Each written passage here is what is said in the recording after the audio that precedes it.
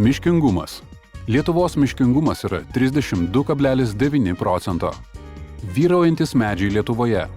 Pušynai, eglynai, ąžuolynai, beržynai, juodalksnynai, drebulynai, baltalksnynai ir kiti medžiai.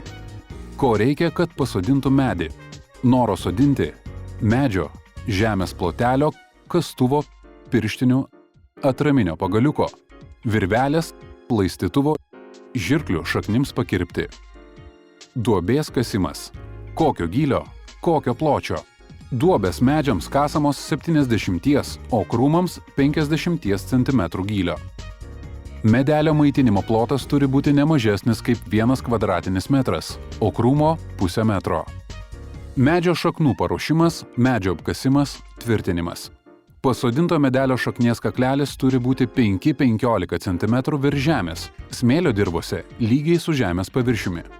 Tam, kad medelis geriau prigytų, būtina nukirpti per ilgas ar pažeistas šaknis. Negalima jų užlenkti. Tokios šaknės pritrumpinamos sekatoriumi.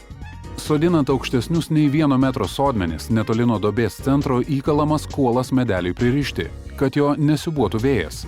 Prie kuolo medelis rišamas minkštomis virvėmis 2 vietose – kuolo viršuje ir apie pusę metro nuo žemės, apsukant kuolą ir medelio liemenį 8-tuku.